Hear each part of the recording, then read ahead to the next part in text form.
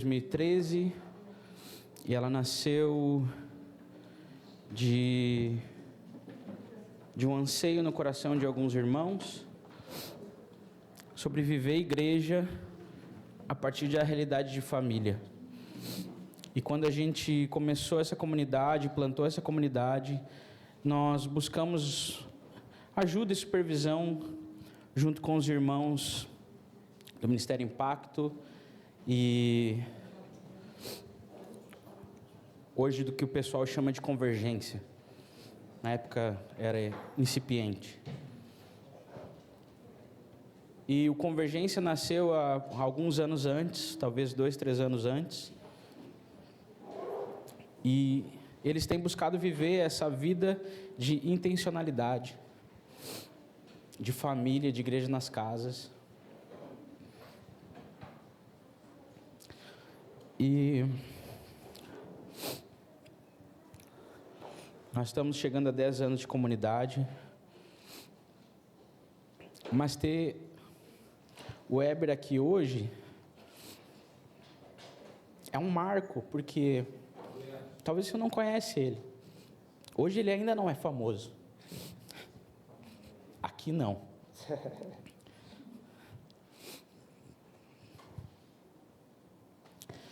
Mas isso que a gente está buscando viver. Eles já vivem há 40 anos. 40 anos.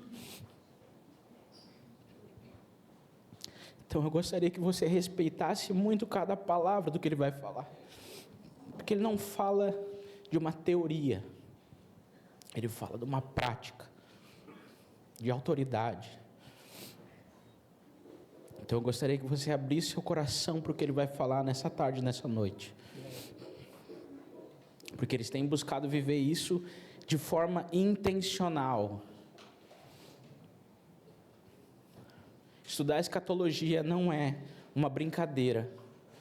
Não é um esporte, não é um hobby.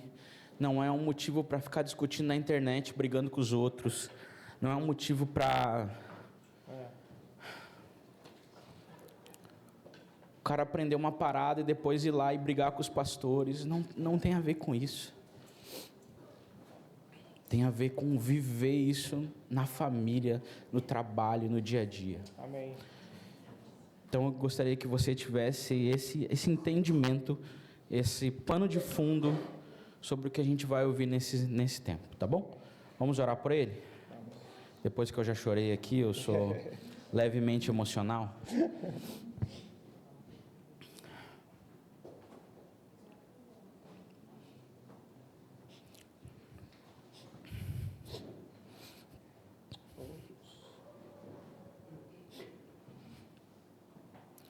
Pai, eu te peço que a tua palavra seja liberada sobre nós nessa tarde. Sim, Senhor.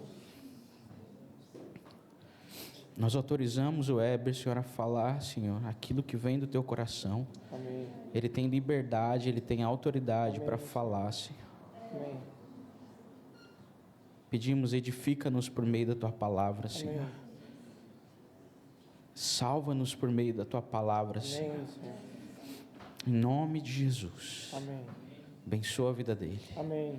Amém. Amém. Obrigado. Aleluia.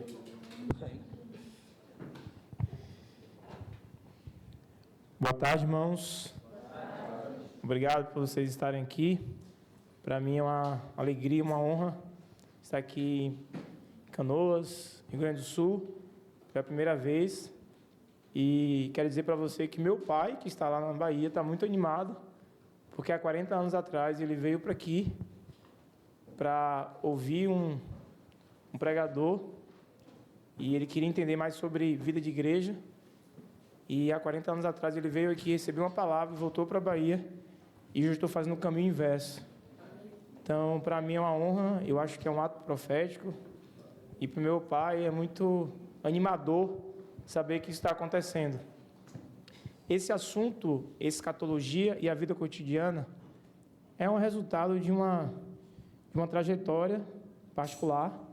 Então eu cresci muito ouvindo sobre a volta de Jesus, na minha infância, recebíamos muito a família a família Walker, né? O pessoal da Impacto lá em casa. E ouvi muito sobre a volta de Jesus, e quando eu estava ali na minha adolescência, para a juventude, eu fui muito ferido por essa palavra de que Jesus vai voltar. Isso mexeu muito comigo. E foi no final de um encontro, domingo à noite, e no outro dia eu ia viver a crise da minha vida, que ia voltar, ia morar em Salvador, viver a minha vida normal. Então, no domingo à noite eu recebi uma palavra tão forte, tão profunda, foi Haroldo que ministrou, e naquele dia eu tive certeza do quão apaixonado eu estava e era por Jesus, mas que na minha adolescência, minha juventude, estava tentando encontrar o lugar ao solo. Fui para Salvador para fazer cursinho pré-vestibular, trabalhava numa empresa que era familiar, parecia um pouco de uma escravidão, e eu, cheio de paixão por Jesus, queria, ser aquele jovem revolucionário, mas estava ali, guardando peças de carro, Eu falei, o que é que isso aí tem a ver com minha paixão de ontem à noite? E interessante que eu voltava, né, eu viajava de Feira de Santana para Salvador, e o motorista lá que levava a gente, da empresa, ouvia Fred Mercury. Gente, que deprê, velho. Você voltando para um campo de guerra, desanimado, e o cara botava essa música, e eu falei, meu Deus do céu, é o fim. Então, nessa busca de tentar amar a Deus, né, esse Senhor que eu aguardo, como honrá-lo da segunda a sexta, né? Como trazer essa escatologia para o meu dia a dia.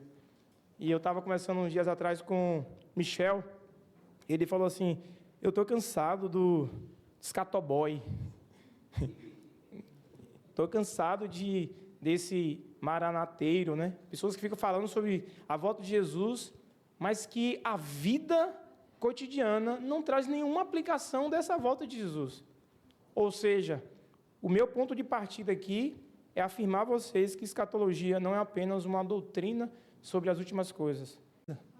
Então, se o Senhor vai voltar, como eu vou criar filhos? Como eu vou lidar com dinheiro? Como eu vou trabalhar? Como a bendita esperança, como o dia do Senhor, vai moldar a minha vida como um todo? Então, essa é a proposta do que eu quero falar aqui com vocês. Então, eu vou ter que ficar olhando aqui, que o slide está ali. Mas a minha proposta aqui são 3 aulas. A junção dessas 3 aulas eu chamei de escatologia e a vida cotidiana. Mas a primeira aula vai ser escatologia prática. A segunda, empreendedorismo e o reino de Deus. E a terceira, escatologia e trabalho. Então, eu vou usar uma certa metodologia, tentar aplicar essa metodologia, que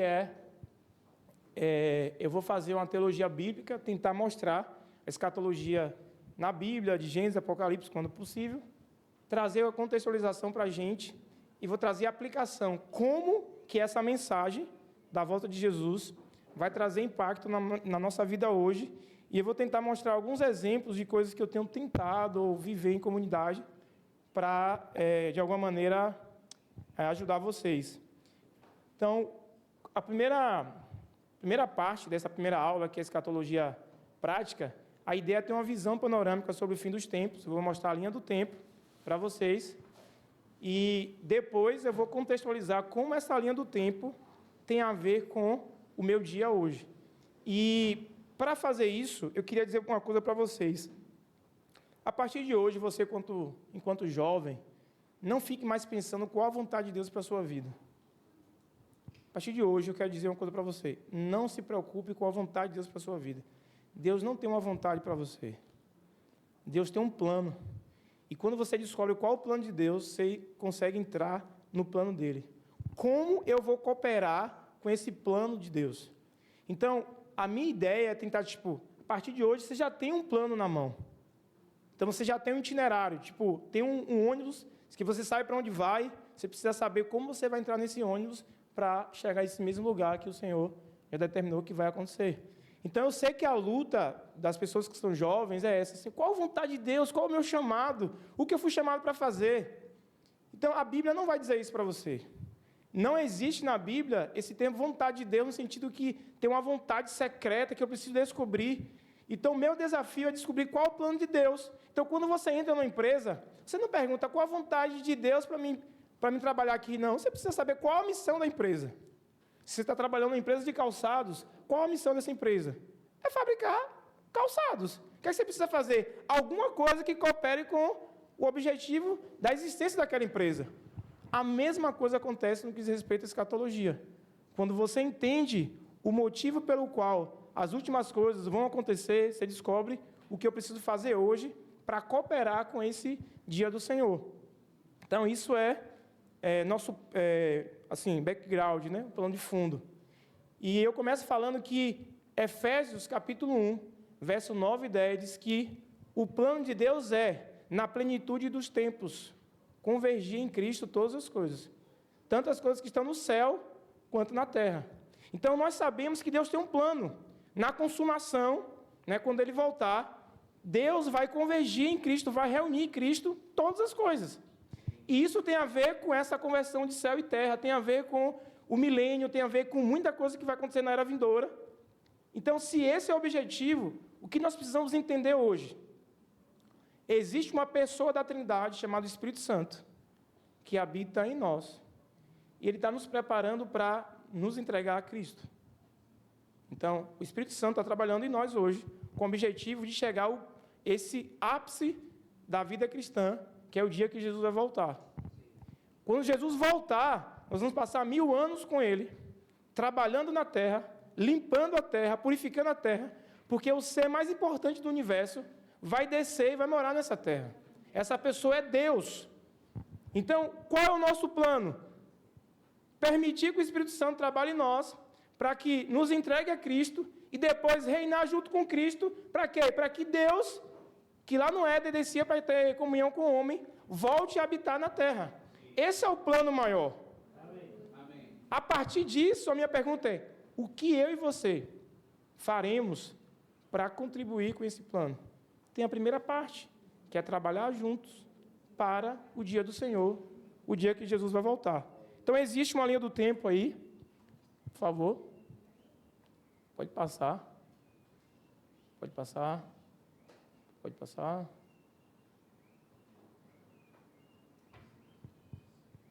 Então, essa linha do tempo aí, você vai ver ali, primeiro céu, segundo céu, terceiro céu. Então, eu vou mostrar alguns aspectos dessa linha do tempo. É uma linha do tempo escatológica. E eu começo dizendo o seguinte: lá em Gênesis capítulo 1, fala que no princípio criou Deus os céus e a terra. Então, os céus, no plural, Deus criou os céus, é mais de um céu. Então, lá, esse primeiro céu, onde é o firmamento, onde nós vemos as estrelas, as galáxias e tal. Mas tem um segundo céu, as regiões celestiais, e tem um terceiro céu. E Paulo vai falar para os irmãos lá em Corinto que ele teve uma experiência, e a experiência foi tão forte que ele fala, não sei se foi no corpo, se foi fora do corpo. E ele foi levado a esse terceiro céu. Então, Paulo teve uma experiência tão forte. E talvez é por isso que Paulo é tão escatológico, por isso que Paulo está sempre trabalhando na vida dele, pensando no dia do Senhor. O negócio de Paulo é, gente, eu não quero casar porque estou pensando no dia do Senhor. Paulo é um cara fissurado no dia do Senhor. E ele está dizendo que foi para esse lugar e ele viu o paraíso. E ouviu coisas que são inefáveis, que ele não poderia contar para a gente. Ô, Paulo, contava, né? Ele não poderia contar para a gente porque foi uma experiência muito forte que ele viveu. Quando você vai para Apocalipse, capítulo 2, verso 7, fala que nesse paraíso tem uma árvore da vida. Então, nós somos influenciados por um pensamento platônico, grego, de como se o céu fosse, sabe aquele filme Ghost, do outro lado da vida? Sabe, seres fantasmas assim? Não, o céu, existe uma realidade no céu. Existe algo material. Os anjos estão lá, tem flauta lá, tem trono. Então, nós estamos aqui, nós não conseguimos ver o terceiro céu, mas lá tem uma realidade lá. E a ideia de escatologia e trabalho é para quebrar essa ideia grega, sabe, platônica, de que o trabalho é algo sujo, mas eu estou ali no domingo fazendo algo espiritual, como se o trabalho não tivesse relação com isso. Então, Paulo fala que ele esteve nesse lugar. Apocalipse vai dizer que tem uma cidade nesse lugar. E lá no fim de tudo, essa cidade vai descer para a terra. Então é um escândalo para a gente. E eu quero começar trazendo mais escândalos para a sua mente. Eu fico pensando assim, sabe? Eu não quero fazer teologia com isso, mas quero que você pense. E se aquele irmão que morreu, que era marceneiro, o Senhor levou ele para o céu porque o Senhor queria que ele ajudasse lá, sabe, na Nova Jerusalém? Tem uns reparos aqui para fazer, então esse irmão que morreu... Sério, eu fico pensando nisso. Mas sabe por que a gente não acredita nisso? Porque a gente acha que morrer é deixar de existir, irmãos. Morrer não é deixar de existir. A pessoa continua existindo em outro lugar. E ela está vivendo uma realidade nesse exato momento. E Paulo fala que esse lugar é algo tão maravilhoso, e João tem essa visão. E não só isso, lá em Hebreus vai falar que essa cidade chama-se Nova Jerusalém. Então, homens na história que viram esse lugar, que tiveram revelação sobre esse lugar, pessoas foram transformadas por causa dessas revelações. Por que Davi deu o nome daquela cidade, que era Jebus, onde os jebuseus viviam, de Jerusalém? Por que ele deu esse nome? Porque ele ficou sabendo que existia uma Nova Jerusalém celestial. Então, para Davi, cidade não é uma coisa ruim, porque ele viu que tem uma cidade lá. Então, qual o problema? Qual o problema de me relacionar com a cidade? Se eu vou para uma cidade, se tem a Nova Jerusalém. E não só isso, mas você vai ver na história, homens que tiveram revelações, como Isaías, como Ezequiel, que eles viram esse céu, nunca mais esses homens foram os mesmos. Nós podemos ver com os olhos espirituais, irmãos. Então, existe esse lugar, e as pessoas que morrem com Cristo já vai para essa realidade. E Paulo, lá em Filipenses, está nessa luta. Eu não sei se eu fico para ajudar os irmãos aqui em Filipos, ou eu parto para estar com Cristo, porque estar com Cristo é ainda melhor. Ele queria ir para lá. Paulo não tinha medo da morte. Ele queria partir para estar com Cristo. Mas ele ficou na dúvida, assim, eu queria ir. E quem está falando isso é quem esteve lá. Eu vou te falar, deve ser muito bom. Só que nós temos o outro lado da história. Nós temos também o inferno, que é real. E que na história de o rico e Lázaro, fala que o Lázaro estava sofrendo, estava no seio de Abraão, e o rico estava sofrendo. E o rico fala assim: pai Abraão, pede para Lázaro passar daí e vir para cá, e botar um pouquinho de água nos meus lábios aqui, porque aqui arde muito. Não tem como. Quem está aqui não tem como passar para lá. O cara que está no inferno, ele é egoísta, mas mesmo assim o rico pensou: pede para que alguém daqui vá lá avisar os meus irmãos que é real. E aí o texto diz assim: eles têm Moisés e os profetas. Eles não reconheceram? Não tem nada que possa ser feito. Eles tinham consciência, tanto o rico quanto o Lázaro, tinham consciência de onde eles estavam. Eles lembravam, eles tiveram lembranças dos parentes, né? O rico teve lembrança e tudo. E, gente, o que eu quero falar com isso? O inferno é real. E Jesus falou mais sobre o inferno do que sobre o céu, nos evangelhos. Então, todas as vezes que Jesus queria trazer um choque, tipo, é melhor você entrar no reino dos céus com um olho apenas, com uma mão apenas, do que ficar com as duas aí e ir para o inferno. Se o teu olho te faz pecar, arranca-o. Jesus está nos ensinando a ser radical no que diz respeito à vida cristã. E se não bastasse o inferno, no final do milênio, vai ter o grande julgamento do trono branco. E aqueles que não morreram em Cristo vão ressuscitar e serão julgados, e serão lançados no lago de fogo eternamente. Irmãos, no final não vai dar tudo certo não, irmãos. Vai dar errado para muita gente. Sabe? Porque a gente parece que na nossa vida a gente é meio que aniquilacionista, ou acredita que no final vai dar tudo certo. No final Deus vai amar todo mundo. Não, é real. E eu estou falando sobre essas realidades, porque depois eu vou trazer uma aplicação de como a nossa vida hoje deve ser moldada por essas duas realidades. Céu ou inferno. Então, isso é real.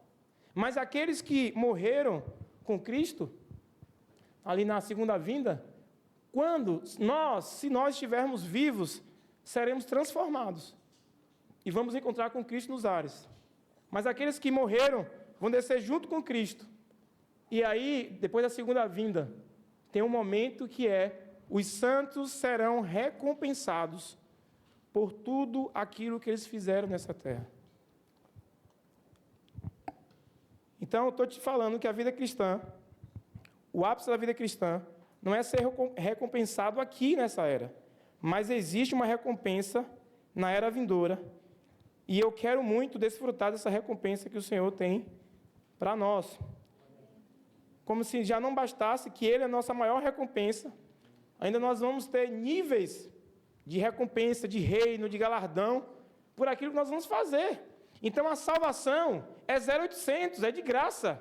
Mas a recompensa, o galardão, é resultado da obra de cada um. Então, todo vendedor ganha um salário, mas aquele que vende mais, ganha mais, tem a comissão. Quem quer ser comissionado por Jesus? Então, irmãos, já falei sobre o céu, falei sobre o inferno, falei sobre as recompensas, e haverá um período chamado de grande tribulação também. Então, esse período vai durar, a grande tribulação, 3 anos e meio. Vai ser um período onde o anticristo vai aparecer. O anticristo vai exigir, emanar adoração para si mesmo. E o falso profeta, que é uma falsificação do Espírito Santo, vai tentar fazer milagres para que as pessoas adorem o anticristo. Então, o anticristo é a falsificação de Jesus. O falso profeta é a falsificação do Espírito Santo. E Satanás, na história, sempre quis ser Deus. Então, é a trindade satânica. E nesse período de grande tribulação, a igreja vai ter um momento de muita glória, um avivamento como nunca antes na história. A igreja vai se manifestar como nunca antes na história. Mas vai ter também muita perseguição. E se isso é verdade, como nós estamos nos preparando hoje para esse dia? Se vai ter, os 7 selos, as 7 trombetas, e depois que Jesus voltar, tem as taças da ira, que os santos já não estarão aqui, mas serão derramados sobre a terra. A ira de Deus, juízo de Deus, através de Cristo sendo derramado. Jesus virá com cetro de justiça. Então, o dia do Senhor é um dia grandioso para uns, mas vai ser um dia terrível para outros. Grande, glorioso e terrível é o dia do Senhor. Então, o termo dia do Senhor tem a ver com um dia literal de 24 horas, onde Jesus vai voltar, vai rasgar os céus e vai descer. Mas o dia do Senhor também é um dia amplo, que começa ali na última semana de Daniel e vai até o final do milênio. Então, o termo dia do Senhor tem a ver com essas duas realidades. Um dia pequeno e um dia grande. Lembra lá a 1 Pedro, que fala que o dia do Senhor é como se fosse 1000 anos, e 1000 anos como se fosse um dia e tal. Tem a ver com isso. Dito isso, vamos pensar agora como que vai ser essa recompensa para a gente tentar aplicar essa realidade na nossa ideia aqui, que é sobre criação de filhos, dinheiro e trabalho. Primeira carta de Paulo, à igreja lá em Corinto, capítulo 3, verso 11 ao 14.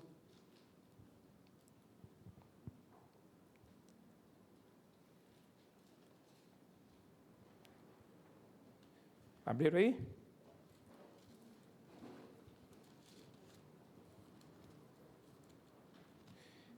Três, 11 ao 14.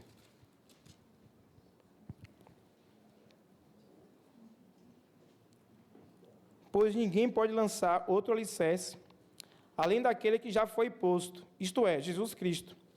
Aqueles que constroem sobre esse alicerce podem usar vários materiais, ouro, prata, pedras preciosas, madeira, feno ou palha. No dia do juízo, porém, o fogo revelará que tipo de obra cada um construiu ou cada construtor realizou. E o fogo mostrará se a obra tem algum valor. Se ela sobreviver, o construtor receberá a recompensa. Se ela queimar, o construtor sofrerá dano ou grande prejuízo em algumas traduções, mas será salvo como alguém que é resgatado por meio do fogo. Então, pense comigo. Paulo está dizendo que no dia do Senhor, a obra de cada um vai ser provada. Então, não tem a ver somente com o que você faz, mas qual a motivação que você está fazendo as coisas hoje. Irmãos, para mim vai ser muito desanimador. Se eu fiz tanta coisa aqui, com motivação errada, eu perdi tempo. Se eu criei filhos de maneira errada, assim, que me adiantou aquele sacrifício todo. E na hora de fazer o teste, tcharam, não foi. Não foi com amor. Não foi para o Senhor. Você fez para que a irmã da igreja olhasse sua filha e disse assim, nossa, ela é tão educada. Não foi para o Senhor. Vou deixar de receber uma recompensa. Imagine que eu trabalhei no dia assim, 10 anos de carteira assinada. Você fez para outra coisa, não foi para mim. Deixar de ser recompensado, cada luta, sabe? Cada vez que eu saí de casa para trabalhar, só o salário foi o meio que eu fui recompensado. Isso é muito pobre, irmãos. Eu não quero só esse tipo de recompensa. Continuando aqui. Segunda carta de Paulo à igreja de Corinto também. 2 Coríntios, capítulo 5, versículos 9 e 10.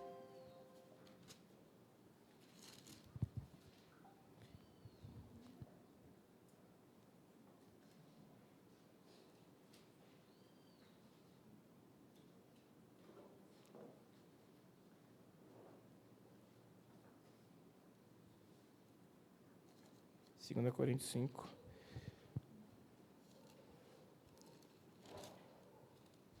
Abriram aí?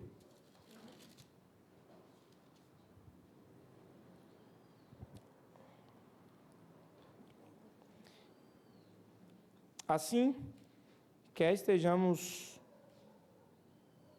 no corpo, quer deixemos nosso objetivo é agradar ao Senhor. Pois todos nós teremos de comparecer diante do tribunal de Cristo, para que cada um receba o que merecer, pelo bem ou pelo mal que tiver feito neste corpo terreno. Esse termo tribunal de Cristo, no original, tem a ver com bema, que é o lugar de recompensa. Então, existia, ali no período de Paulo, as Olimpíadas, as competições, e os grandes imperadores, as pessoas iam premiar as pessoas que foram vitoriosas. Então, esse termo bem significa um passo à frente, ser recompensado. Então, Paulo está dizendo que vai chegar um momento que todo mundo vai comparecer no tribunal de Cristo, todos os cristãos. Então, esse tribunal não é para a gente ser julgado se seremos salvos ou não. É um tribunal onde nós vamos ser recompensados. Talvez alguns vão dar 10 passos à frente, outros vão dar apenas um passo à frente. Mas esse tribunal é um tribunal de recompensa. Dito isso, se você entendeu como funciona o céu, a teologia do céu, se você entende que o inferno é real, se você entende que vai ter a grande tribulação, e se você entende que quando Jesus voltar, ele vai recompensar os seus, portanto, vamos agora contextualizar como que isso vai funcionar na prática. Então, a era vindoura, o reino milenar, nós estamos desfrutando, em parte, desse reino. Então, existe uma teoria, que é a escatologia realizada, como se nós já estivéssemos vivendo a escatologia. Não estamos vivendo ainda. Nós desfrutamos de duas realidades da era vindoura. Primeira realidade, a ética moral, a santificação. Então, aquilo nós vamos desfrutar na plenitude, quando estivermos com o corpo glorificado. Nós podemos desfrutar uma porção disso hoje. Ou seja, a santificação é uma parte, é um percentual do que nós vamos viver na plenitude na era vindoura. Então, a ética cristã, no reino milenar, os trabalhos serão justos. As pessoas vão trabalhar de maneira justa.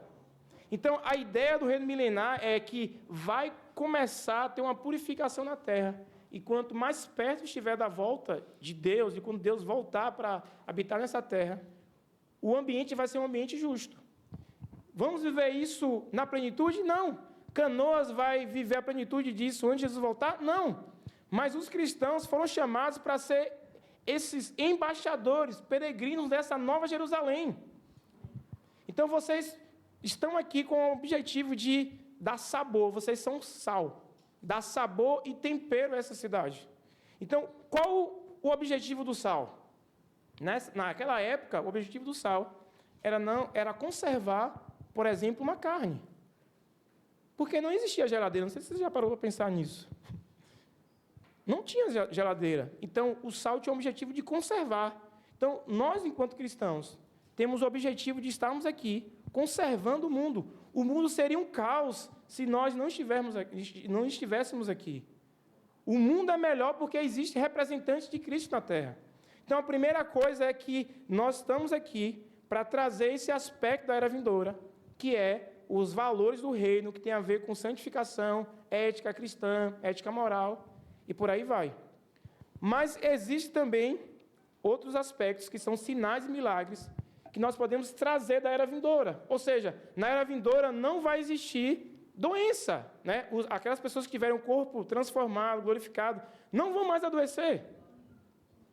Nunca mais, não vai ter dor, não vai ter pranto, não vai ter um monte de coisa para aqueles que tiverem os corpos glorificados, né? Os santos. Mas na eternidade todo mundo vai desfrutar dessa realidade. Na totalidade isso vai acontecer? Não! Nós não somos triunfalistas, mas sabemos que nós podemos experimentar disso hoje. Nós podemos orar por pessoas e pessoas podem ser curadas. Então, como que isso vai funcionar de maneira prática? Então, Pedro, escrevendo a primeira carta, ele vai dizer assim, que o dia do Senhor vai vir, vai ser um dia grandioso. Ele vai falar que muitos já estavam dizendo que está demorando, Jesus não vai voltar. E ele vai dizer assim, se esse dia do Senhor vai acontecer, que tipo de pessoas nós devemos ser? Se esse dia do Senhor vai acontecer, que tipo de pessoas nós seremos hoje? Pedro está pegando a escatologia lá do fim de tudo. Está trazendo para o nosso dia a dia. Se a escatologia é real, se o dia do Senhor é esse dia, se você acredita que tem um céu, que tem o inferno, que tem a volta de Jesus, que tem grande tribulação, que tem o reino milenar, que tipo de pessoas nós devemos ser hoje? Olha a escatologia no meu agora. Então, a escatologia, para você fazer a prova, se de fato você entendeu, é se ela invadir o seu presente. Se a escatologia invadir o seu agora, você está entendendo o que é isso. Mas enquanto é apenas uma doutrina, um discurso, então é apenas um conhecimento sobre as últimas coisas. Escatologia, na prática, é o quanto dessa realidade começou a moldar a minha vida hoje. Então, Pedro está dizendo para a gente, se o dia do Senhor vai acontecer, que tipo de pessoas devemos ser?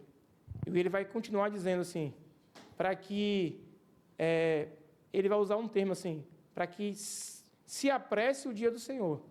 Então, no pensamento judaico, se apressar a volta do Senhor, se apressar o dia do Senhor, tem a ver com a soberania de Deus, que de fato, nós não vamos mudar o dia do Senhor, mas como homens, nós vamos nos apressar para o dia do Senhor. Precisamos estar prontos para o dia do Senhor. Essa é a realidade. De outro modo, várias vezes que Jesus, João Batista, pregava o Evangelho, traziam a cura, mudança, é chegado entre vós o reino dos céus, sinais e milagres acontecendo.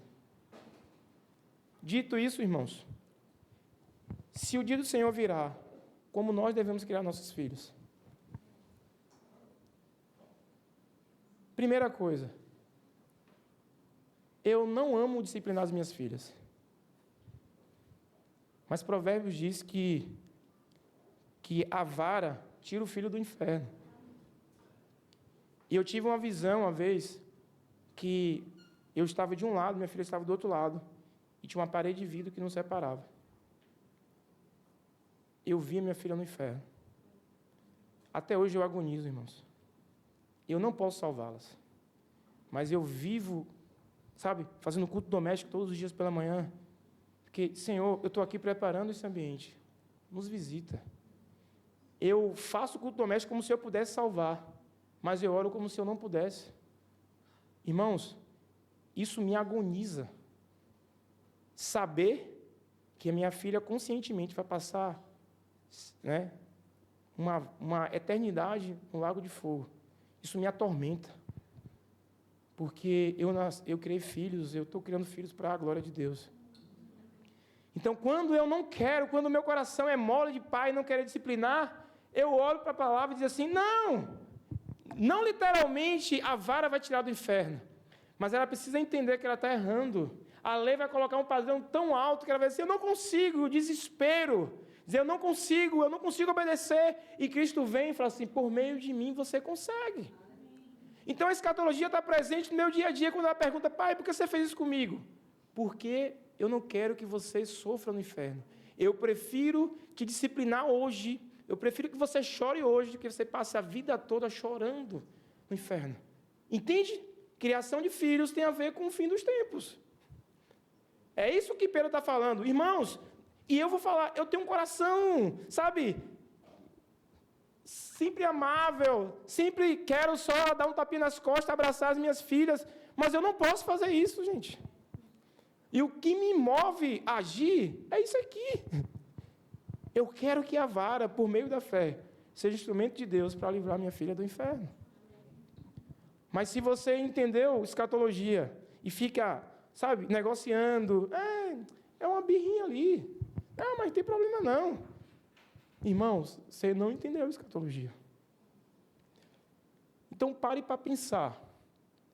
Nós temos o exemplo de Abraão, pai da fé, que Deus falou que a partir dele, todas as famílias da terra seriam benditas.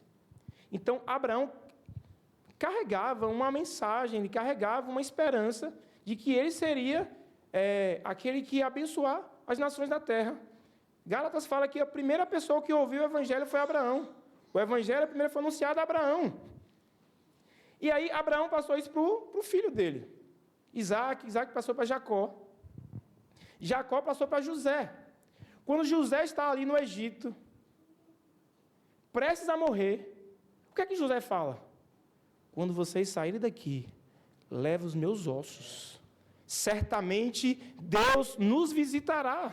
Minha pergunta é, a criação de filhos dessa geração deu certo ou não deu? Deu! José, a quarta geração, estava ali, prestes a morrer, falou assim, tira meus ossos daqui. José acreditava na ressurreição. A escatologia de José era melhor do que a nossa hoje. Ele conhecia mais sobre isso, mas quem passou isso para ele? Abraão passou para Isaac, Isaac para Jacó, e ele pegou essa realidade. E já velho, ele estava convicto de que isso era uma realidade. E quando Moisés está saindo lá do Egito, né, na Páscoa, o que é que Moisés vai fazer? Moisés corre para pegar os ossos de José e levar, e abrir o mar vermelho, e os ossos de José estavam ali. Moisés era outro louco, ele acreditou na ressurreição. Entende? Mas você acha que para José falar isso no final da vida, começou onde? Quando? Desde criança. Eles sabiam que Jesus ia voltar, que tinha o Deus que ia visitar ele, então ele tinha essa convicção. Portanto, de geração a geração, isso não foi perdido. Ou seja, José aprendeu sobre escatologia.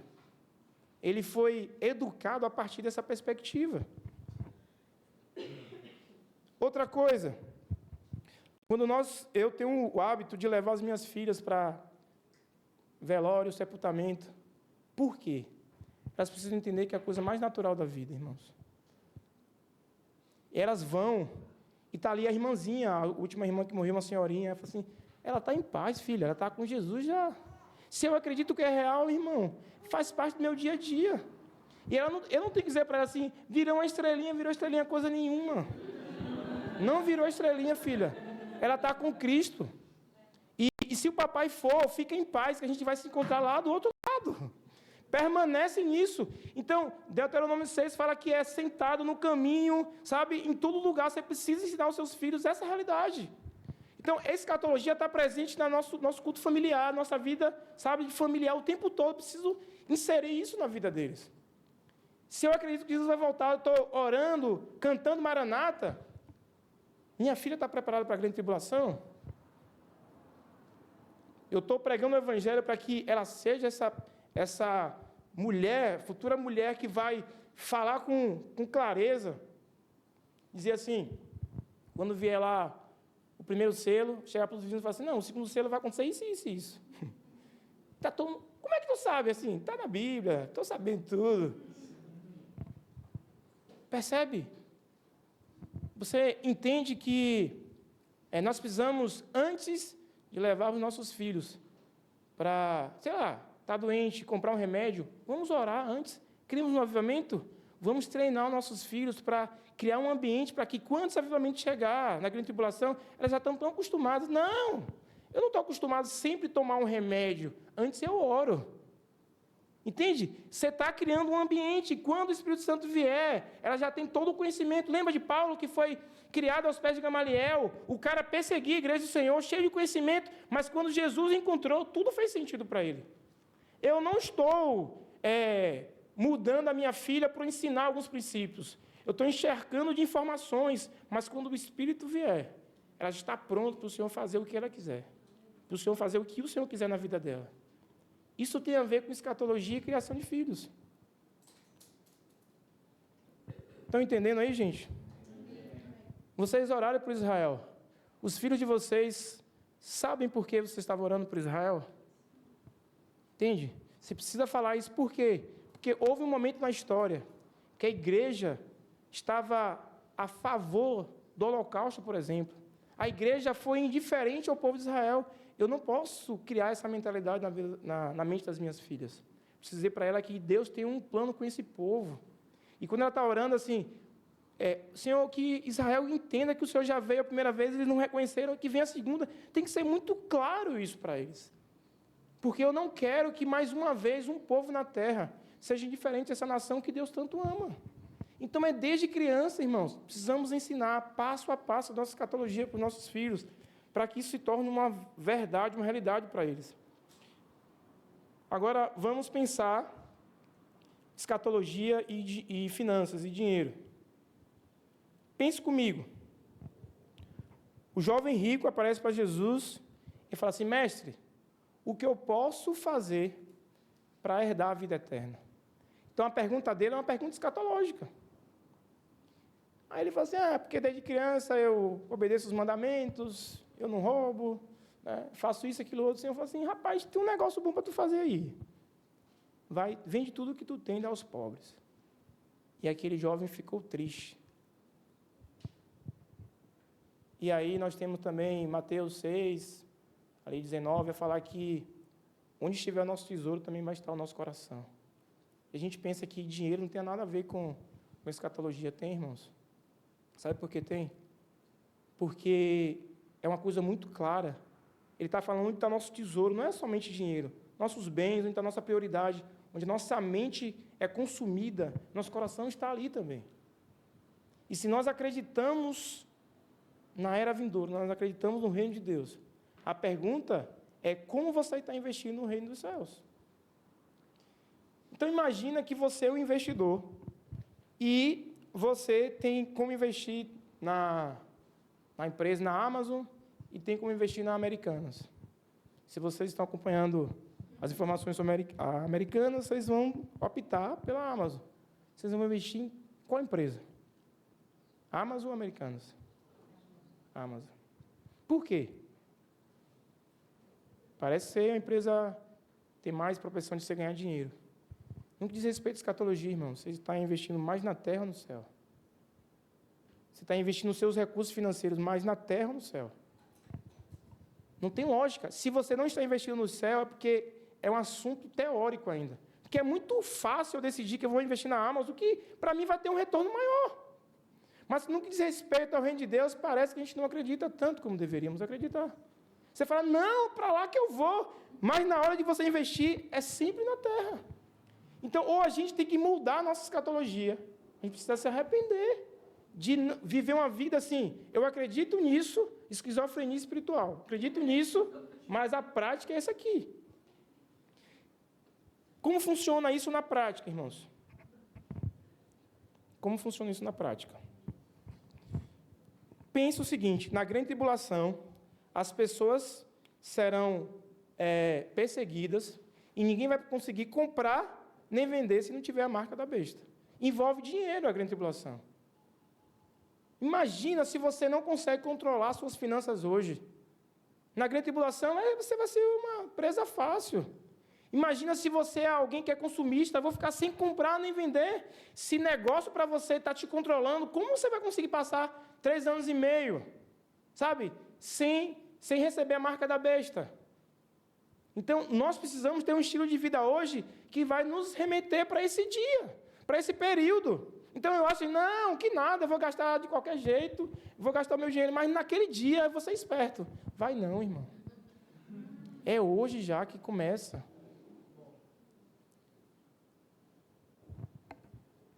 Mateus 24 fala que quando o evangelho do reino for pregado em todas as etnias da terra, então virá o fim.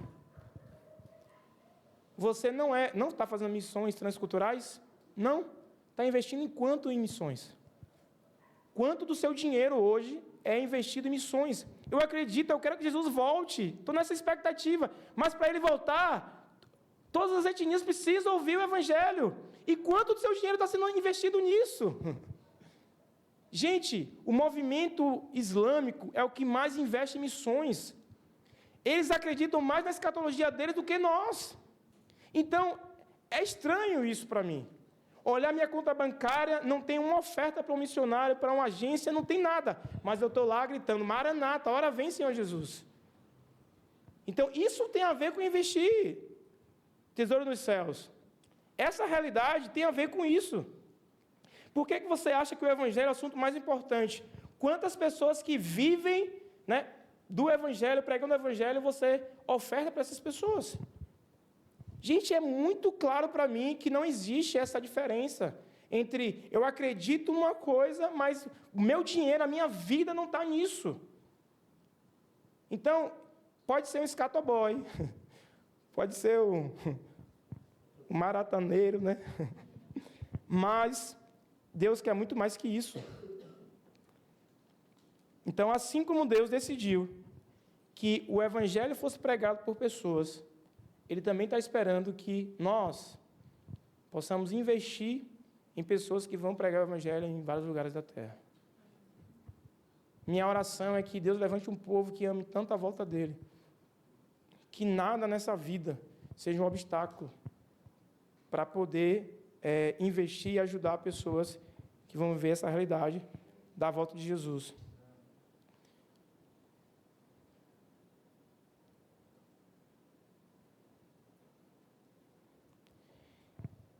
Então, vamos fazer um testezinho, ver como é que está a sua situação hoje, no diz respeito à parte financeira. Pode passar, por favor. Então, vamos lá. Existem, basicamente, 4 perfis financeiros na economia do reino. O primeiro perfil é o perfil doador. Então, aquela pessoa que tem um coração generoso, e o dom dela é o dom de contribuição, que está lá em Romanos 12, verso 8. Então, ela ama dar com o coração, ela está ali, tem esse coração generoso. Então, lições de vida que essa pessoa, né, carrega.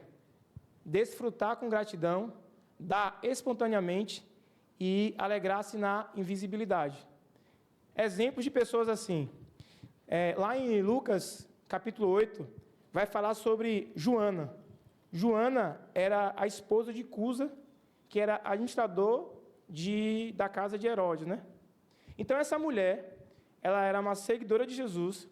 Então, o marido dela tinha muitas posses, ela pegava parte do dinheiro dela e investia no ministério de Jesus. Então, imagina o Filho de Deus, o Deus encarnado, recebendo dinheiro da esposa do administrador de Herodes. Para quê? Para o seu ministério. Então, ela tinha esse coração generoso. Lá em Atos 10, nós temos a história de Cornélio.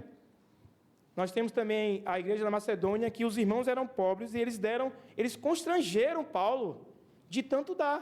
Então, esses irmãos estavam pautados num tesouro celestial, irmãos. Então, eles estavam tão focados nisso, Paulo conseguiu ferir o coração deles com essa mensagem da volta de Jesus, que esses irmãos da Macedônia, pobres, eles tiraram além do que deveria. Paulo falou que ficou constrangido para abençoar os irmãos lá em Jerusalém. A escatologia estava presente na vida dessas pessoas. Você tem o segundo perfil, que é o perfil moderado. O caminho que eles seguem é o caminho da mordomia. Então, o dom é o dom de administração, ele dá com razão. Então, ele vai cuidar, né, dessa questão da administração, vai viver de modo simples e vai contentar sempre. Vou citar um exemplo aqui. Timóteo.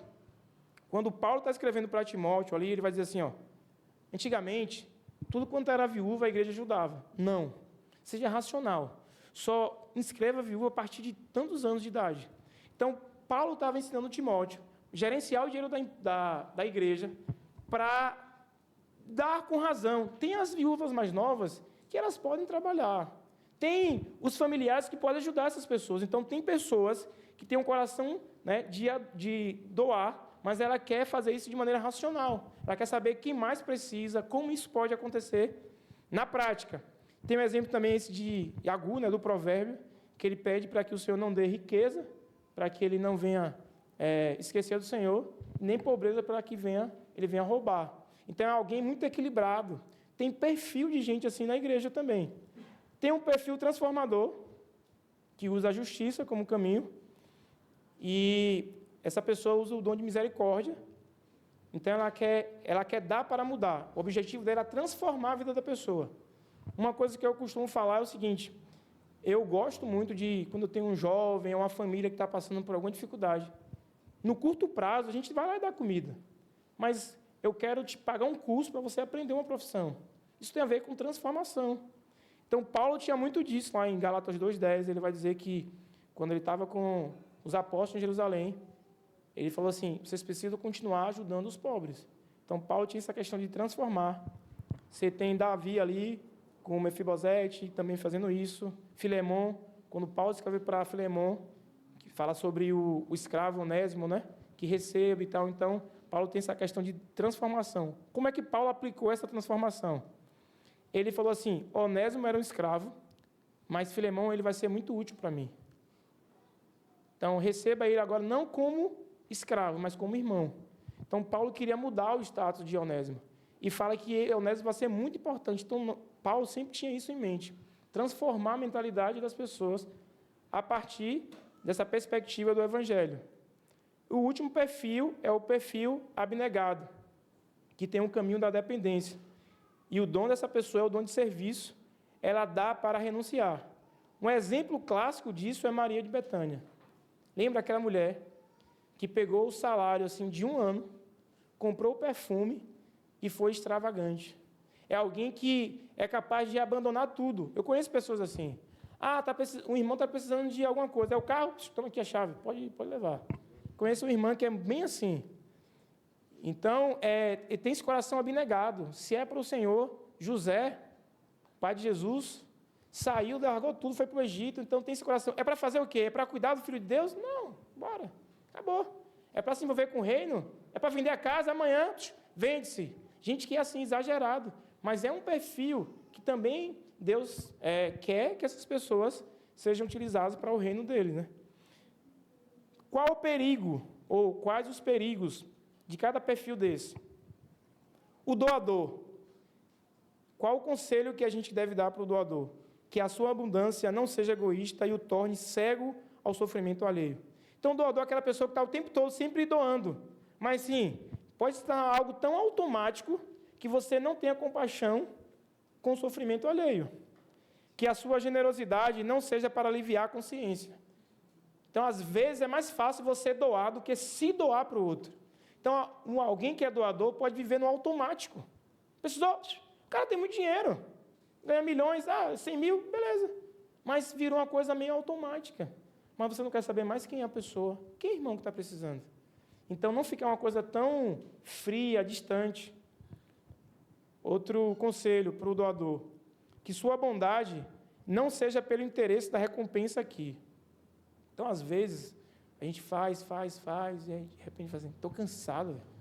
Aquela igreja só me suga, só pede, ninguém vem aqui em casa, quando eu estou doente, ninguém vem.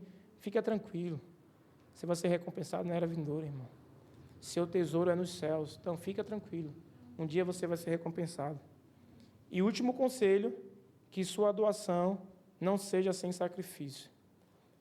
Então é fácil, para quem ganha muito, pegar 10%, 15%. Mas você pode, às vezes, você pode ir mais. Você fala assim, estou ganhando aqui 30 mil por mês, ajudar um irmão R$500 por mês, está tranquilo. Então você fica acomodado ali. Você pode sacrificar mais para o reino? Faça. Moderado. Que seu contentamento não seja conformismo. O moderado, pega o exemplo de Abacuque, né? Ainda que não haja ovelha no curral, mesmo que na terra não sobrevenha o mal, está tudo tranquilo. Então, essa questão de contentamento pode se transformar no conformismo. Você simplesmente acostumou com esse estilo de vida. Então, tem que ter cuidado para que um dom não transforme em um estilo de vida. E, muitas vezes, é apenas uma fase que você está passando ali, você precisa ter esse contentamento, mas não necessariamente sua vida toda vai ser esse contentamento. Você pode sair desse ambiente de não ter muito para ajudar outras pessoas. Outro conselho, que seu comodismo não perpetue a injustiça. Então, o cara que é, meio acomodado, está em justiça, eu não posso fazer nada, é o que eu tenho, é o que eu posso fazer. Que sua racionalidade não seja mesquinha. Lembra que Timóteo tinha que pensar, quais são as viúvas mesmo que eu vou ajudar? Então, ele pode ser tão racional que acabar transformando o dom em só uma parte de gestão. Fulano sim, quem não. Então, tem que ter essa questão da sensibilidade. Que seu pragmatismo não substitua a compaixão. Transformador. Que a sua luta por justiça não seja apenas por meio de sistemas humanos. Isso é muito forte hoje com essa questão de política. O cara começa a envolver com justiça, daqui a pouco pega uma ideia marxista e mistura já o cristianismo com outras coisas.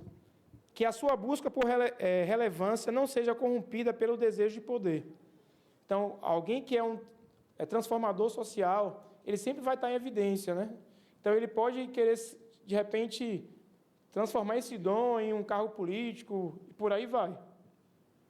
Que seu inconformismo não seja irracional e demasiadamente crítico. Tudo está errado. O cara lá que só doa... Não, o cara lá só dá 10%, só dá 15%. Então, ele acaba sendo essa pessoa crítica. Que sua transformação não seja sem amor ao próximo. E o abnegado, que sua abnegação não demonize a riqueza e despreze aos ricos. O cara que tem o hábito de entregar tudo, se precisar amanhã, ele fica dizendo, não, esse cara aí, velho, cara rico, deveria vender. Não, irmãos, cada um foi chamado por Deus para um dom específico, e eu não posso impor sobre o outro algo que não aconteceu comigo. Que o seu serviço não vire um ativismo forçado, que sua abnegação não leve a uma religiosidade orgulhosa, que sua renúncia não seja sem direção do Espírito. Tem até que horas? 4h30. Então, essa é uma ideia geral. Eu posso passar alguns materiais desses aqui para vocês, de como nós precisamos investir tesouro nos céus. Trabalho. Então, agora eu vou iniciar essa parte de trabalho. Efésios, capítulo 5, versos 6 ao 9. Então, imagine que você trabalha numa empresa onde o empregador não paga o salário que deveria, o cara não te honra, não agradece pelo serviço que você faz, e você está desanimado. E a Bíblia nos ensina como deve ser o perfil do cristão quando estiver trabalhando e com pensamento escatológico. Efésios, capítulo 6, versículos 5 ao 9. Então, imagina que nessa época era pior ainda. O sistema de trabalho era um sistema de escravidão. Existia o escravo, que era também chamado de servo. Ele era comprado. Tinham os livres, aquelas pessoas que trabalhavam, mas eram camponeses livres, e tinham os senhores. Então, muitos desses escravos se converteram. E Paulo está escrevendo uma carta para a igreja lá em Éfeso, em Colossos, tantos lugares, e ele está dando o mesmo ensinamento. O que ele está ensinando? Escravos, obedeçam aos seus senhores terrenos com respeito e temor. Sirvam com sinceridade como serviriam a Cristo. Olha o que ele está falando. Façam isso como serviriam a Cristo. Então, se você está aguardando o dia do Senhor, você precisa entender que Deus é o Senhor supremo de todas as coisas. Então, quando você se converte, agora o seu patrão não é mais aquela pessoa que paga o seu salário, agora é o Senhor. Então, quando você estiver trabalhando, você está trabalhando para o Senhor. E Ele vai pagar essa recompensa no dia que você estiver no tribunal dEle. E eu não troco o salário da minha empresa, sabe, meus honorários lá, meu prolabore, por essa recompensa que eu vou ganhar na era vindoura de jeito nenhum. Então, portanto, mesmo que o salário seja indigno hoje, você vai ser recompensado na era vindoura. Então, não fica murmurando. Por quê? Você vai continuar trabalhando e vai perder a recompensa eterna. Não foi para o Senhor. Sabe? Aqui nada, esse mísero salário. Para com isso. Tu vai continuar trabalhando lá. E no dia, pá, não foi para mim. Não vai ganhar o galardão. Não vai ser recompensado. Você estava trabalhando, não foi para mim. Entende, irmãos? Isso vai mudar a nossa maneira de relacionar no ambiente de trabalho. E ele continua: procure agradá-lo sempre, e não apenas quando eles estiverem observando. Gente do céu! Sabe aquele negócio de que quando o patrão está perto, que ela produz, o evangelho tira isso. Porque tem um patrão que está olhando lá o tempo todo. E aí, chegaram na recompensa, ele: eu vi. O salário vai ser... Entende? Eu estou brincando aqui, mas é sério, irmãos. E literalmente hoje, eu tento pensar o tempo todo, no dia do Senhor, em cada coisa que eu estou fazendo. Não é assim que o Senhor quer. Não é para Ele que eu estou fazendo para tal pessoa. Como escravos de Cristo, faço a vontade de Deus de todo o coração. Trabalhe com entusiasmo, como se servissem ao Senhor. No final das contas, estão servindo ao Senhor, e não a homens. Lembre-se de que o Senhor recompensará cada um de nós pelo bem que fizermos, irmãos. Cada bem. Mães que ficam em casa cuidando dos seus filhos, fiquem em paz. Vocês serão recompensadas. Ninguém está vendo o trabalho de vocês. Vocês limpam a casa, assim, depois chega o marido, bagunça tudo. Fica tranquila, você vai ser recompensada. Ninguém está vendo, porque é fácil você sair para o mercado de trabalho, você recebe sua recompensa aqui, mas a dona de casa está ali criando filhos, sabe? Descabelada, aquela agonia, cheia de crianças passando em casa. Ninguém está vendo. Tem alguém que está vendo. E vocês serão honrados por cada coisa que vocês estão fazendo, irmão. Não fica preocupado se eu deveria estar em um lugar, numa posição onde eu não estou. Fica tranquila. Talvez vocês vão receber mais recompensa que muita gente que saiu aí pregando, que estava preocupado com o seu próprio nome, e você estava em casa, descascando batata, lavando os pratos, e estava glorificando a Deus. Você vai ser recompensado. Talvez seu maior chamado foi ser mãe do maior vivalista que vai acontecer, que vai surgir na terra. Já parou a pensar? Que graça teve a mãe de Charles Finney, a mãe de Calvino, a mãe de Paulo, que idade vai cuidar de alguém? Maria estava cuidando de Deus. Que dádiva, irmãos. Nós não sabemos quem serão os nossos filhos amanhã, mas podemos crer que nós estamos cuidando. Para quem? Para o Senhor.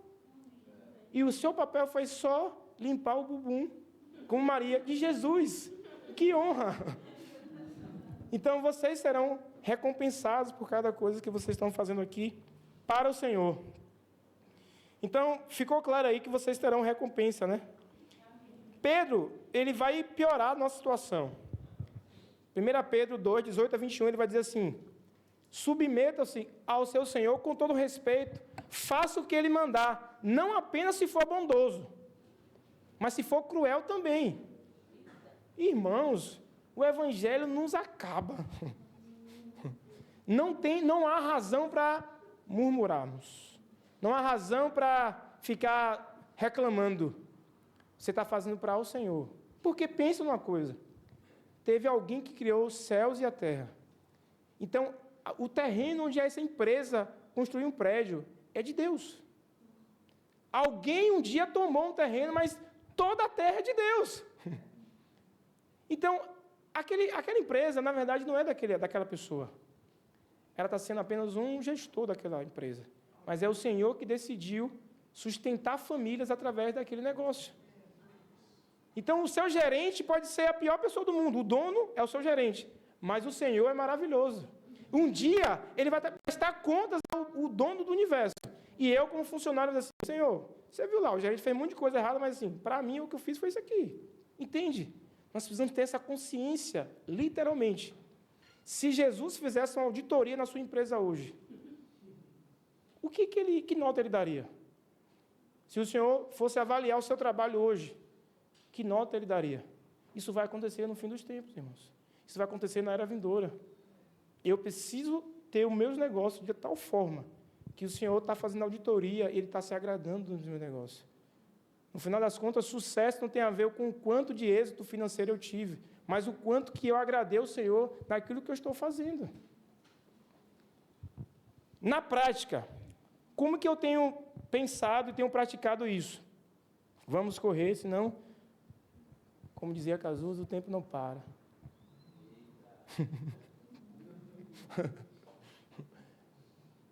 Então, ganhe o máximo que puder e doe o máximo que puder. Irmãos, eu penso muito nisso. Tudo que tiver à mão para fazer, faz com toda a tua força. Ganha mesmo muito dinheiro. Invista em missões. Imagina, meu sonho é poder produzir um filme pré-milenista histórico. Chega de deixados para trás. Precisa de muito dinheiro. Precisa de muito dinheiro. Então, se tiver muitos empresários, vamos financiar essa mensagem bíblica escatológica invadindo o mundo. Vai trazer uma mudança muito grande. Se tiver muita gente ganhando dinheiro, vai ser muito bom para investir em missões e tantas outras coisas. Pode passar, por favor? Então, ganhe como ganhar muito pessoa jurídica e doar muito pessoa física. Tem uma empresa, ganhe muito, mas ajude outros. Então, aí é o CEMIB, 2017, 2018. Eu comecei um trabalho lá com os irmãos, de ajudar esses irmãos a empreenderem, para eles ganharem dinheiro para investir no reino. Então, tinha aula e tinha a parte prática. A história é longa, eu vou ser bem breve. Pode passar, por favor? Então, irmãos, eu tenho uma missão aqui, que é gerar fé no coração de vocês. Deus está muito interessado em fazer que os nossos negócios prosperem, com o objetivo de investir no reino dele. Então, quando eu comecei a empreender, foi porque eu queria casar. E eu não tinha condições na época, uns 15 anos atrás. E aí, o que eu fiz? Eu peguei 5 mil reais, comprei roupa, e de 5 mil fiz 10 mil reais. E, graças a Deus, a gente conseguiu. Eu comecei a empreender por necessidade. Então, eu vim de um histórico, fazia administração, meu pai já foi empresário, mas eu comecei a perceber o quanto que isso ia ser bom para o reino. Lembra que eu falei sobre sinais e milagres? A gente sempre pensa em sinais e milagres no sentido de cura, só isso. Mas Deus quer fazer sinais e milagres nas nossas finanças, irmãos. Nos nossos negócios também. Dinheiro é um assunto espiritual. Na Bíblia, nos Evangelhos, fala mais sobre dinheiro e finanças do que sobre fé e salvação. Nós precisamos redimir essa área. Então, como que isso chegou para mim? Eu era uma adolescente ali na juventude, recebi a palavra de Deus. Você vai ser chamado para o ministério e você não vai se embaraçar com as coisas daqui. Essa foi a palavra que eu recebi. Não se embarace. Você não vai pegar dinheiro de banco, não vai pegar empréstimo, você vai depender de mim. Eu e o Senhor. Então, o que eu estou falando aqui não é que você tem que copiar. Meu objetivo é gerar fé no seu coração. Então, foi assim. Depois chegou um tempo onde eu abri meu negócio em 2013 e peguei o dinheiro da rescisão, investi na minha empresa e tinha que no primeiro mês gerar um dinheiro porque eu não tinha dinheiro para o segundo mês. E assim aconteceu. Eu tenho 10 anos de empresa, sem pegar um empréstimo do banco, seguindo a palavra que o Senhor me deu. Então, se você for chamado para fazer uma coisa, não fique preocupado com sua conta bancária. Assim como a gente não deve ficar o tempo todo sempre pensando no remédio como primeira alternativa. Primeiro, ora ao Senhor. Nosso recurso o Senhor falou, anda na palavra dEle.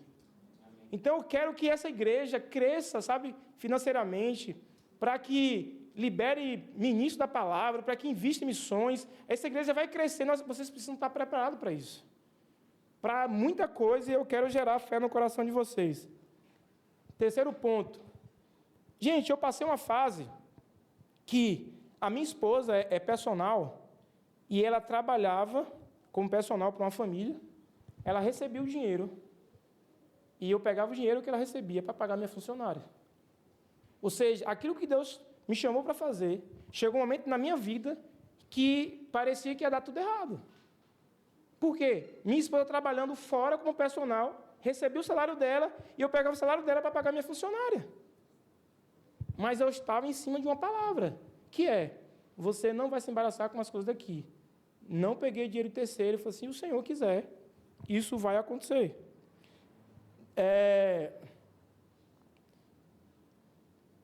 Chega uma fase que o Senhor falou que eu não ia me endividar e o último recurso financeiro que estava em caixa acabou em um mês. Então, eu peguei a chave da loja e falei assim, eu cheguei para o dono, que é até o falecido irmão Lázaro, muitos de vocês conhecem. Eu sou inquilino, eu era inquilino da escola de teologia, e também era inquilino da empresa, da loja que eu tenho. Saí e fui para outro lugar. E eu fui entregar a chave para ele. Eu falei assim, deixa eu te falar, estou entregando a chave. Não, rapaz, não. Eu tenho uma promessa com Deus, tenho um acordo, que eu não ia me embaraçar com umas coisas daqui. Estou entregando porque chegou o meu limite. Ele falou, não, toma a chave de volta, você vai passar 6 meses sem pagar aluguel. E se daqui a 6 meses as coisas melhorarem, você volta a pagar. Percebe? Uma palavra, irmãos. Sinais e milagres precisam, o reino de Deus da era vindoura precisa invadir alguns aspectos da nossa vida hoje. Então as pessoas, qual é o segredo do sucesso? Irmãos, eu não tenho segredo do sucesso, não. Não é meu conhecimento de gestão, tem alguma coisa, mas é muito mais sobre o que Deus está fazendo do que os meus recursos, as minhas ideias, ainda que eu tenho que aplicar. Então eu acredito, sabe, que isso vai acontecer assim como tem cura, pessoas ressuscitando hoje. Deus quer nos abençoar também no nosso negócio. E o que aconteceu? Nesses 6 meses, as coisas mudaram. Para resumir a história, dezembro daquele ano, eu só chorava copiosamente. Por quê? Porque foi o mês que a gente mais vendeu na história. Em 6 meses que ele me deu, assim, para não pagar aluguel, a chave mudou. E estava numa reunião com a minha equipe, simplesmente eu falei assim, fiz uma reunião mostrando gráfico, a gente ia fazer isso aqui. Eu falei, para tudo, a gente vai só orar aqui agora. Oramos. Um sábado, primeira e única vez que isso aconteceu. Começa e fecha meio-dia. Terminamos a reunião, 9 horas da manhã, voltamos para a loja. Do horário que a gente abriu a loja até 4 horas da tarde, parece que brotava gente do chão, assim. Pessoas foram chegando, o Senhor assim, você precisa confiar no que eu te falei. E ali foi a mudança de chave. Mas por quê? O Senhor, quando me chamou para empreender, Ele falou o motivo. O objetivo é fazer isso, para ajudar isso, fazer assim, assim, assim. Então, o negócio não é meu. Eu sou o mordomo. Eu falo assim, de vez em quando eu trabalho como correio. Eu pego parte e tenho que... Parte é minha. Um negócio não é nosso. Então, quando você entende isso, você não fica preocupado. Porque tem um dono do negócio que está mais preocupado do que você. Você é um sócio, se isso, couber, minoritário, tem um majoritário. Então, tive outro sonho. Então, imagina aí, irmãos, você como um empreendedor. Lá em Atos fala do profeta Ágabo, que ele deu a entender pelo Espírito que haveria fome. Tem um negócio que os meus concorrentes não sabem, que eu converso com Deus. E Deus fala assim, a economia daqui a uns 6 meses vai dar ruim. Segura aí. Eu seguro. Meus concorrentes estão lá investindo, eu estou tranquilo. O Senhor falou comigo, vai ser diferente. Ou seja, nós temos mais ferramentas em Deus para dar super certo. E nós não utilizamos essas ferramentas. Imagina um profeta, vou falar isso no final, um profeta administrador, gente, isso aí nenhum economista no mundo vai ter o conhecimento que o profeta Ágabo teve. E você é um profeta de Deus na sua geração. Por meio da oração, Deus pode falar coisas. Então, uma marca chegou para mim, que eu trabalho como distribuidor de marcas, de roupas, e aí uma marca queria fechar. Era o sonho de todo mundo, fechar com essa marca. Minha esposa teve um sonho. E no sonho, a água descia do teto da loja e molhava as manequins, as roupas. A gente chorou, a gente entendeu que a gente não deveria pegar essa marca. O que acontece? Meses depois, essa empresa monta a loja do lado da minha e tem uma enchente lá e foi tudo por água abaixo. Gente, quem que tem essa experiência? Só quem é cristão. Então, minha pergunta é, como que você é avarento com Deus? Como que você é avarento com Deus? Se ele não tivesse falado comigo, o prejuízo seria muito grande, irmãos. Não tem como dar errado você estando com ele.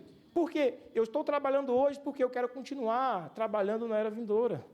Eu quero que ele confie uma empresa para mim, porque se lá ele quiser que eu administre uma cidade, eu quero estar preparado. Então, eu estou nesse foco de administrar bem, porque eu quero minha recompensa como administrador lá. Eu acho que Paulo tinha isso em mente. Paulo gostava de fazer tenda, não era à toa. Sabe, irmãos, eu estou falando sério isso para vocês. Então, Deus quer liberar recursos. Se Ele quer algo para fazer nessa cidade, nessa igreja, tem irmãos que vão se levantar para isso. Vocês precisam ter fé para isso.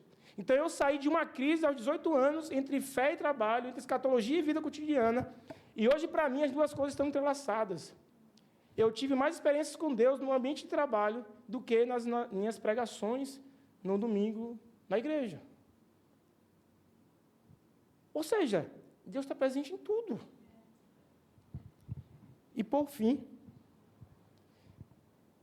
na pandemia, todo mundo fechando e o faturamento aumentou. E aí o meu fornecedor me liga e fala assim, é o seguinte, 3 lojas lá do Espírito Santo estão fechando, eu quero te dar os móveis dessa loja. Hã? Aí, beleza, me deu 3 móveis de 3 lojas. Quando a arquiteta veio fazer a planta lá, o design lá da loja nova, ela falou assim, Heber, aqui tem basicamente 300 mil reais de imóveis. Tu ganhou isso? Como foi isso? Eu falei, sei lá, Deus faz essas coisas. Entende? Eu estou falando isso para vocês, gente, que é muito real para mim. Para mim, o dinheiro é uma coisa que está simples, é acessar os céus. Se o Senhor quiser, libera. Do contrário, eu posso ter 1 milhão na conta, se não é para fazer, não faz. Então, para mim, a escatologia está presente nisso. Céu e terra se conectando o tempo todo. Então, você quer investir? Não ora para a conta bancária, pergunta a Deus. Ora com Deus, conversa com Deus. Então, estou te falando que não tive segredo de sucesso. Não estou falando que eu tinha a receita do bolo. Empreendi por necessidade. Deus me deu uma palavra, caminho nisso e estou até hoje assim. Já passei momentos difíceis? Já. A loja foi arrombada 2 vezes. Sabe o que Deus falou para mim? Eu vi tudo. E daí? Rapaz, lá em São Paulo, Deus, eu fui ouvir a tua palavra, Senhor. E a loja foi roubada. E daí? Deus testa o nosso coração, irmãos. Testa. Então, eu quero dizer para vocês que é possível, sim. E aí, depois eu vou contar outras experiências, mas é possível nós vivermos experiências com Deus.